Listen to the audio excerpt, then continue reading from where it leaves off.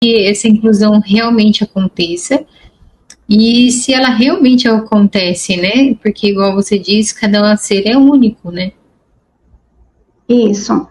Eu acredito que quando a gente fala volta às aulas, a família, ela precisa, também tem um papel importante, né? O volta às aulas não é só responsabilidade da escola.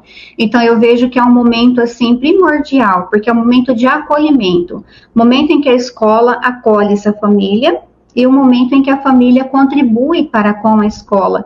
De repente, houve trocas de professores e, né, enfim, e a criança acaba sendo tudo novo, adaptação ali com um novo espaço, novas pessoas, e a família, quando ela vai para a escola nesse primeiro momento ali, que é o momento em que a criança, né, também vai ter esse contato com o professor, é importante que ela leve informações a esse professor também, porque as informações que a família passar ali para a escola vai contribuir na elaboração do PEI, né, desse estudante, vai contribuir com o planejamento do professor, porque às vezes a criança, ela tomou ali uma medicação antes de ir para a escola, então antes que o professor tenha esses conhecimentos, mas o professor só vai ter acesso a todas essas informações no momento em que a família se dispuser a estar junto, a comentar, a falar, porque a escola e família não são rivais, nós somos parceiros. Eu falo isso porque o meu lugar de fala hoje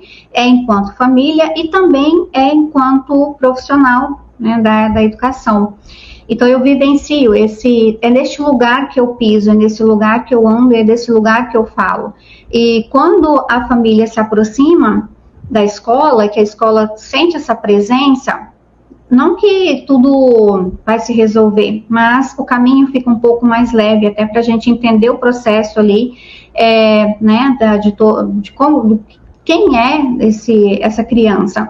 Então, esse volta às aulas, acredito que é muito para além do efetivar matrícula, mas é ter essa roda de conversa, ter um momento para que a família possa falar, né, um momento em que a escola ela organiza para ouvir a família. E as informações que as famílias trazem, com certeza, vai ser de grande valia para que a gente possa efetivar o processo de planejamento e ofertar um ensino que seja mais próximo possível da realidade, das necessidades que essa criança apresenta.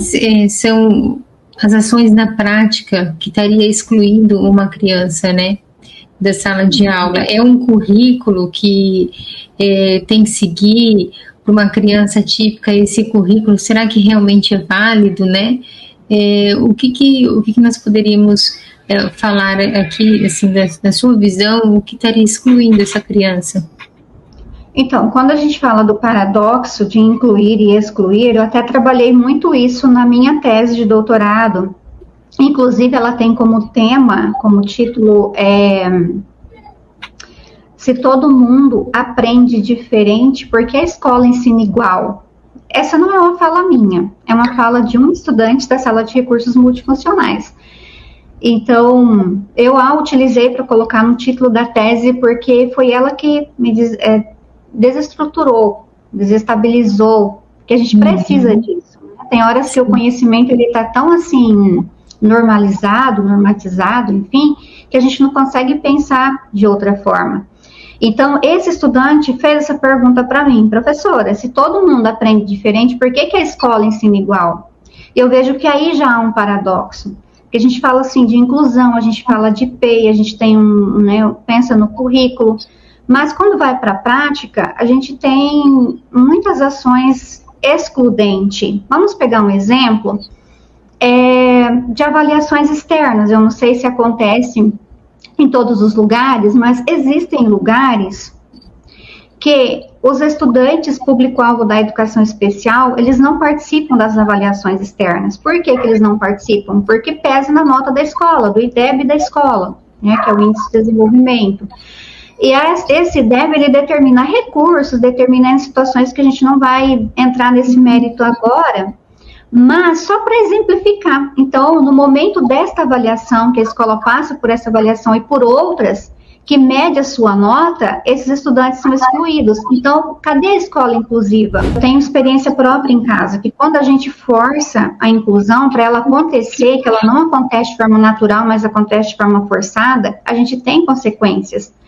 O meu filho mesmo, até o sexto ano, até o quinto ano, ele foi bem, porque ele tinha professora regente, tinha, na época, quando ele estava na escola, a gente chamava de auxiliar de turma. Então, ele tinha auxiliar de turma, mas ela ficava dentro da sala. Isso lá no ano de 2006.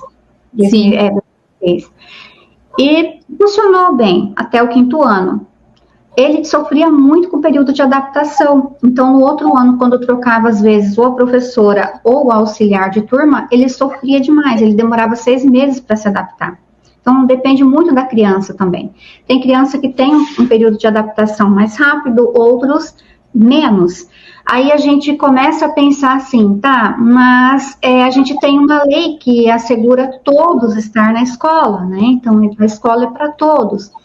Aí eu paro agora e falo, não enquanto profissional, mas agora eu falo enquanto mãe. Eu, por exemplo, né, o meu filho, ele participou até o 9º ano na escola regular.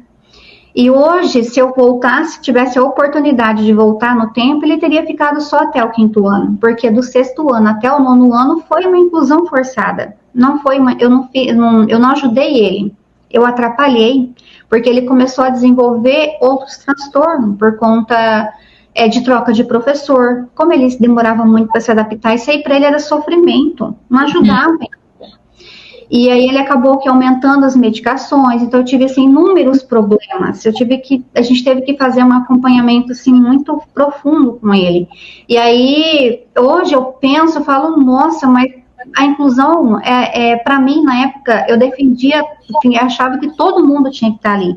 Mas a partir desta vivência eu falei, não, a gente precisa olhar para essa criança, tá confortável para ela? Ótimo. Tá legal, não está forçando, está gerando transtorno, está trazendo comorbidade. Gente, para que forçar? Casos e casos. No caso do meu filho, o comprometimento intelectual dele, o cognitivo dele é comprometido, de moderado a severo. Então, a singularidade dele hoje me faz ter esse posicionamento, a vivência que eu tive.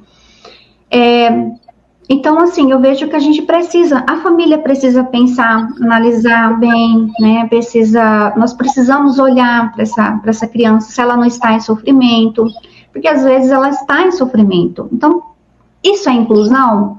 Não sei. Diante de toda essa sua vivência, experiência, treinando professores, né? Qual que é a sua perspectiva de futuro mesmo para a escola, para a inclusão escolar? Você já citou que tem leis, tem decretos, mas hoje, do seu ponto de vista hoje, qual a perspectiva que você tem como profissional para essa situação de inclusão escolar? Então, Renata, às vezes a gente se sente assim tão cansada, né, no processo, porque a gente tenta fazer, enfim, e ver aos nossos olhos poucos resultados, mas é lógico que não dá para medir isso, não dá para mensurar. Mas não podemos perder a esperança, sobretudo as famílias, né? Não percam a esperança, não desista dos filhos, não desista da escola, não desista do ser humano, porque ainda há possibilidades de mudança. E eu acredito que esse momento que nós estamos tendo agora é uma ferramenta para mudança, porque a gente vai trocando ideias, a gente vai trazendo situações, a gente vai problematizando e a gente vai andando um pouquinho na contramão, trazendo aquilo que algumas pessoas ainda não discutiu, enfim. E exatamente nesse contexto que eu quis trazer na minha tese também. Ela é uma tese bem diferente, porque eu não quis trazer assim, a lei tal aborda isso, eu concordo com isso, não. Eu quis caminhar numa pesquisa que andasse na contramão. Eu quero algo assim diferente. E eu, juntamente com a minha orientadora, a gente fez esse percurso reverso. Então, assim, é uma tese bem legal, porque eu trago vozes dos estudantes, né, de um grupo de estudantes na sala de recursos multifuncionais, porque eles precisam ter voz A gente Sim. fala tanto de inclusão, a gente fala tanto de leis, mas quantas vezes eles foram ouvidos para se criar uma lei? Será que os requisitos que tem no PEI, eles conhecem? Eles concordam? Então, assim, são tantas perguntas, né? E como que é a inclusão para eles? Como que é a escola? Será que alguém parou para poder ouvi-los, para depois criar algo? Ou é algo que a gente vai percebendo, assim, e interpretando com as nossas lentes, sem saber se vai ajudar? Então, eu quis trazer algo, assim, bem na contramão mesmo. Eu falei, não, eu vou calar e vou ouvir. Então, é isso que eu trouxe para a tese. Eu trouxe a voz deles. E, gente, eu ouvi tantas coisas que eu falei, como eu não havia pensado nisso antes. O que você falaria para uma mãe hoje? Claro, você já deu várias dicas, várias falas suas que com certeza vão ajudar muito, mas uma mãe que está entrando neste universo da maternidade atípica, você já tem uma vasta experiência com o seu filho, né? E já anos de caminhada, olhando para trás, o que você, não que você mudaria, mas o que você poderia falar para uma mãe que está nos escutando, que está entrando neste mundo da maternidade atípica? Seja forte e corajosa.